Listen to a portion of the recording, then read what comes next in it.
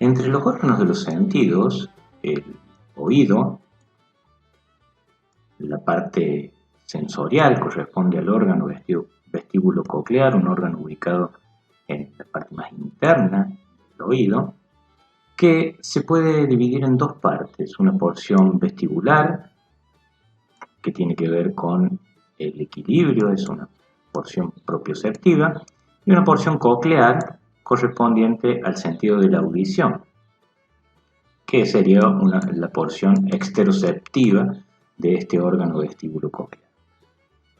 Para el sentido de la audición, el órgano vestíbulo coclear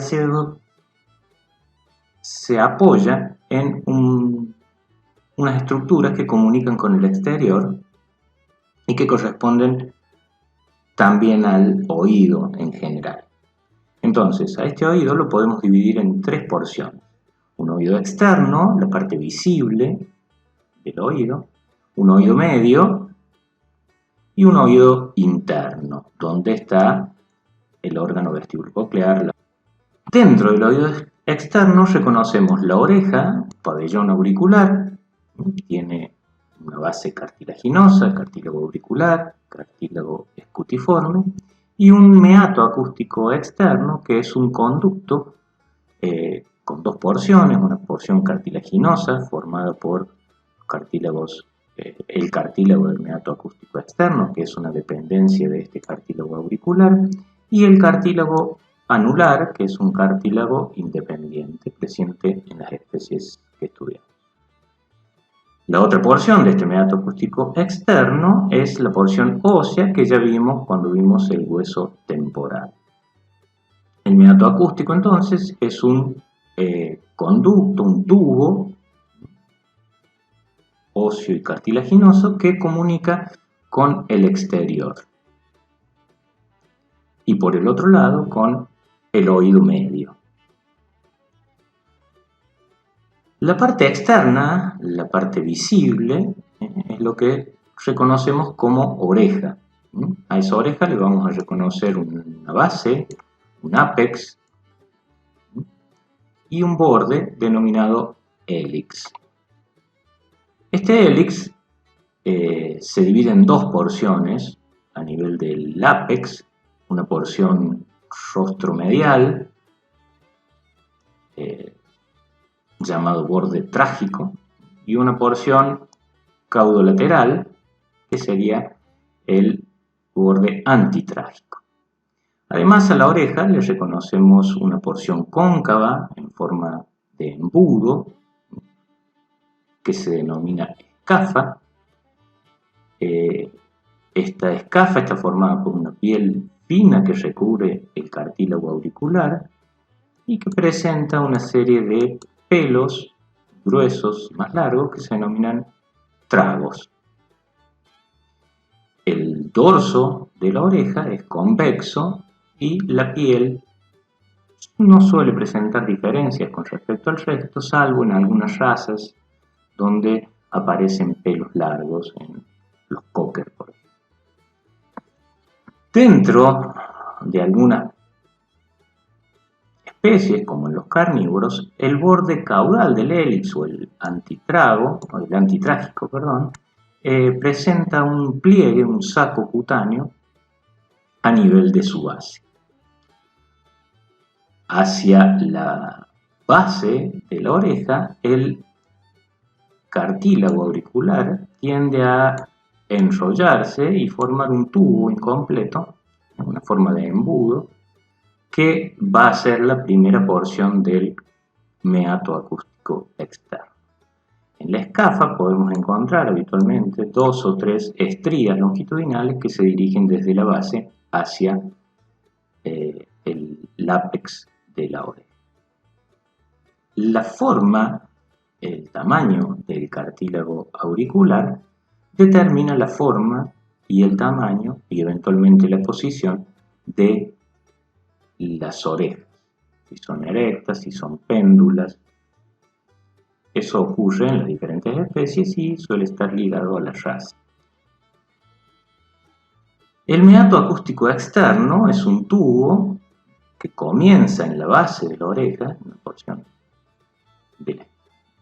más proximal del escafe denominada concha de la oreja, que empieza a enrollarse y adopta primero una posición más o menos vertical o descendente, formada por ese cartílago del meato acústico, dependencia del cartílago auricular, y luego hace un giro hacia medial, ubicándose más o menos en posición horizontal, y en ese giro se complementa con el cartílago anular, un cartílago enrollado en forma de anillo, y por la porción ósea que es parte del hueso temporal. Este meato acústico externo es más largo o más corto dependiendo de las especies, pero en general posee estas dos porciones, una vertical o más o menos vertical y una más o menos horizontal. La disposición de esos conductos va a ser más o menos una característica de estos. El meato acústico externo se encuentra tapizado por una mucosa que presenta, ya sea en toda su longitud o en una parte de él, presenta una serie de glándulas sebáceas y ceruminosas que producen el cerumen, la secreción propia del oído. Este meato acústico externo óseo tiene una especie de estrechamiento en su extremo medial denominado anillo timpánico, que es el lugar donde se adosa la membrana timpánica, que es la primera porción del oído medio. Esta membrana timpánica cierra el conducto, el meato acústico externo, y ahí da comienzo el oído medio. El oído medio entonces está lateralmente limitado por la membrana timpánica. Encontramos una cavidad timpánica en la que vamos a que contiene una cadena de huesecillos que de lateral a medial son el martillo, el yunque y el estribo. En este punto, las ondas sonoras que viajan por el aire golpean la membrana timpánica y esas vibraciones se transforman o se empiezan a conducir de manera mecánica a través de esta cadena de huesos.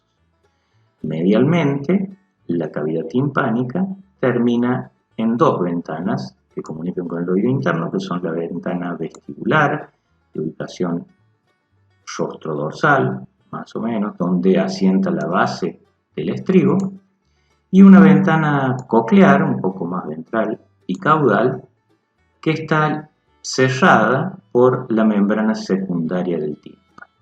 La membrana secundaria del tímpano, entonces, uno de los límites mediales de este oído medio. Por otro lado, el oído medio tiene unos conductos denominados trompas auditivas que comunican la cavidad timpánica con la faringe y que colaboran a equilibrar las presiones de un lado y del otro de la membrana timpánica. En los equinos, las especies que estudiamos, esas trompas auditivas presentan unos divertículos ventrales que se denominan bolsas guturales o divertículos de las trompas auditivas. Este sería un esquema de lo que hemos visto hasta aquí. El pabellón auricular, el cartílago auricular, el cartílago del meato acústico externo, la porción vertical del meato acústico externo, un acodamiento hacia medial que se continúa con el cartílago anular en forma de tubo y el meato acústico externo óseo que es parte del hueso temporal. A este nivel, donde está el anillo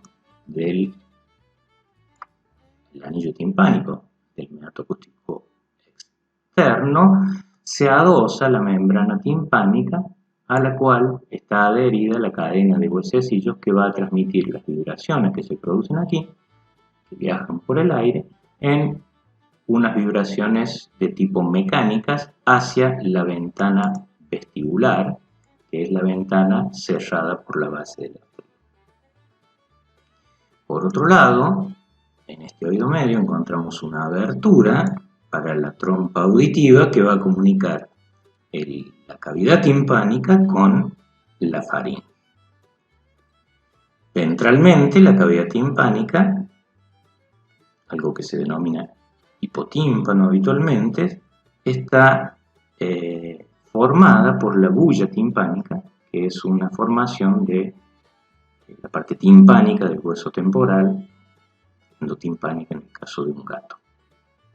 Entonces, las vibraciones o las ondas sonoras ingresan, los animales tienen la posibilidad de mover sus orejas y orientarlas hacia el lugar donde viene el sonido, eso gracias a una serie de músculos que se encuentran en principio insertos en el cartílago escutiforme, que es un cartílago más o menos cuadrangular que está rostromedial a la base de la oreja,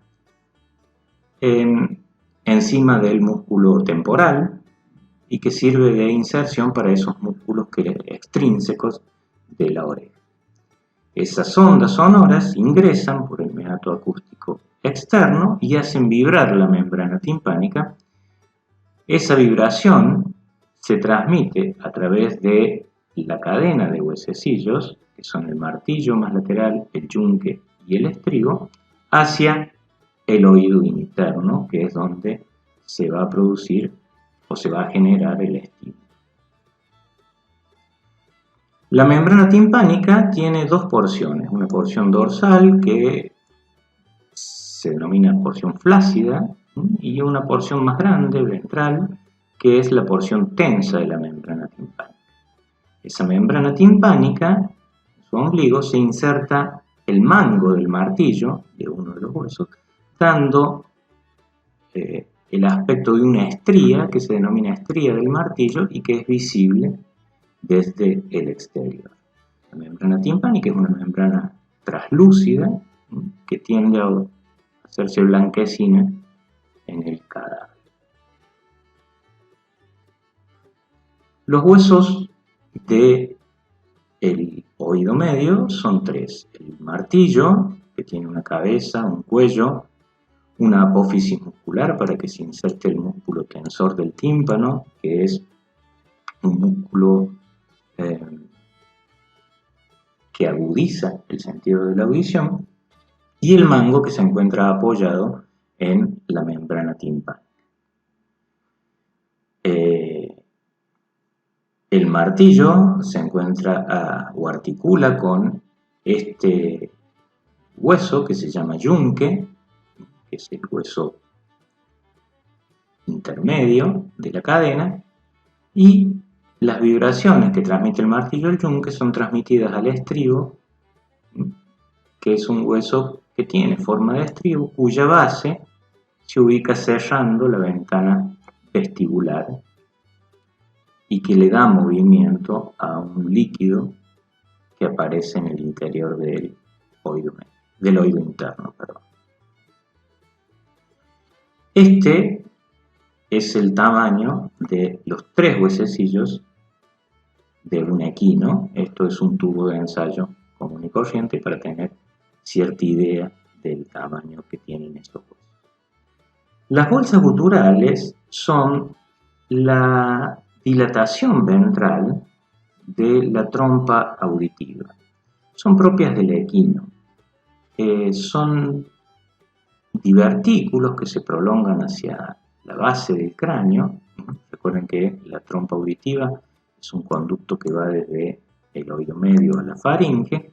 En su recorrido, esa dilatación genera estas cavidades que son las bolsas guturales, que en el equino se encuentran divididas en dos porciones, un saco lateral y un saco medial. Esa división se produce por el recorrido de un lado y del otro de la bolsa en torno al hueso estiloioides.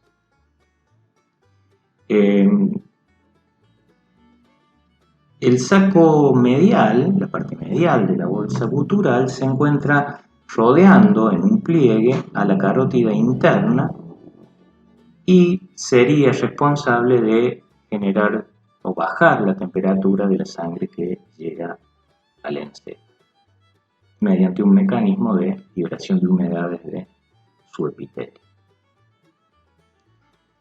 El oído interno está formado por dos porciones. Una porción ósea, que es una serie de, está representado por una serie de cavidades que excavadas en la parte petrosa del hueso temporal. Ese laberinto óseo está formado por tres porciones: un vestíbulo, canales semicirculares, tres canales semicirculares que están ubicados en los tres planos de las tres dimensiones, digamos, en un plano sagital, en un plano dorsal y en un plano transverso, más o menos, y que van a permitir captar los movimientos de la cabeza. Y la cóclea, que es el lugar donde se ubica la parte exteroceptiva de la audición, parte de la audición. Dentro de este laberinto óseo aparece un laberinto membranoso, es decir, dentro de esta cavidad ósea hay una serie de conductos membranosos blandos que copian más o menos la disposición de este laberinto óseo. Esas porciones o las porciones de este laberinto membranoso son el sáculo, el utrículo y los conductos semicirculares responsables de la propiocepción, es decir, del equilibrio, y el conducto coclear, que se encuentra dentro de la cóclea y que es el responsable de la exterocepción, el sentido de la audición. Este sería el molde de un laberinto óseo, donde tenemos un vestíbulo, los canales semicirculares en más o menos los tres planos, y la cóclea en el otro extremo.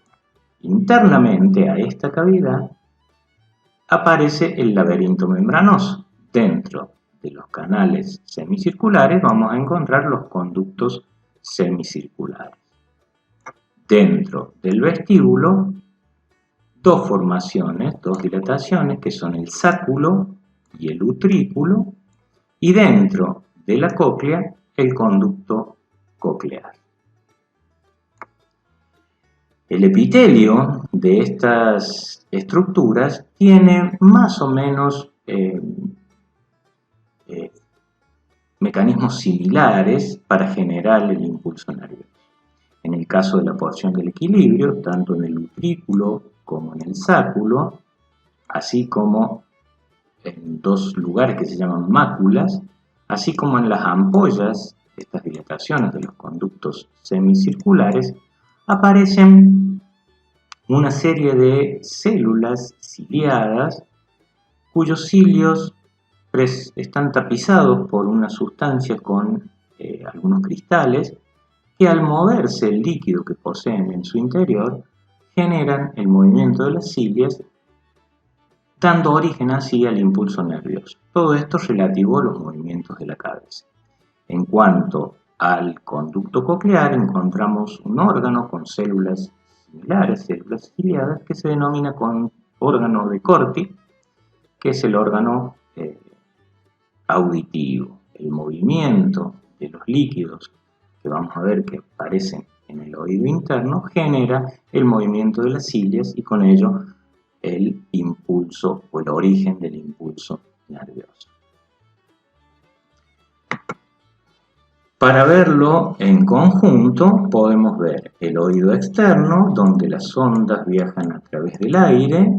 En ese oído externo o esas ondas van a chocar a nivel del meato externo con la membrana timpánica.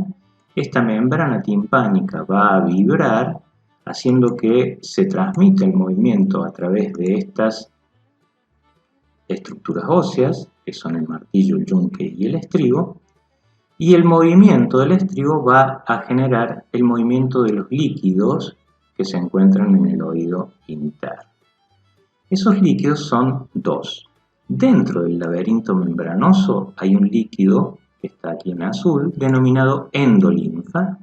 Esa endolinfa tiene un conducto endolinfático que comunica con un saco que está más o menos en el espacio subaracnoideo. Por fuera del laberinto membranoso, pero dentro del laberinto óseo, hay otro líquido que se denomina perilinfa, que también tiene su conducto hacia el espacio subaracnoideo. Estos dos líquidos de consistencia distinta se van a mover tanto por los movimientos de la cabeza, la porción vestibular, es decir, vestíbulo y canales semicirculares, y se van a mover por los movimientos que genera el estribo a través de el conducto coclear y de la cóclea. Cuando las ondas transmitidas por estos huesecillos hacen vibrar la perilinfa, esa perilinfa viaja a través de la cóclea, regresa hacia la ventana coclear, donde está la membrana secundaria del tímpano, y genera cierta deformación en este conducto coclear que va a excitar las células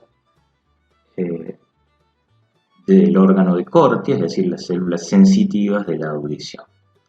Los movimientos de la cabeza van a hacer mover la endolinfa, excitando las células de la mácula, tanto del sáculo como del utrículo, como una serie de células a nivel de las crestas de las ampollas de los conductos semicirculares, generando estímulos relacionados a la propiocepción o, más específicamente, al equilibrio.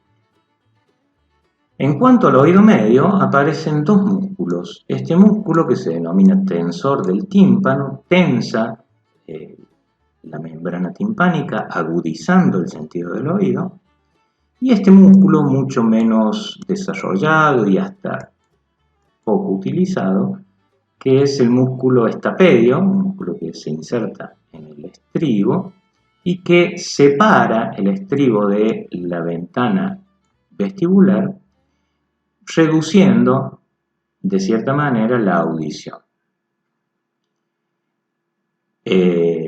Para que esta membrana timpánica funcione normalmente, la presión de un lado y del otro de la membrana tiene que ser similar. Por lo tanto, para equilibrar presiones tanto del exterior como del oído medio, aparece esta trompa auditiva que comunica con la faringe, permitiendo en ciertos momentos la entrada de aire para que la presión de ambos lados de la membrana se equilibre y se mantenga funcional. Esa es la anatomía del órgano vestíbulo coclear, órganos responsables de la audición y del equilibrio.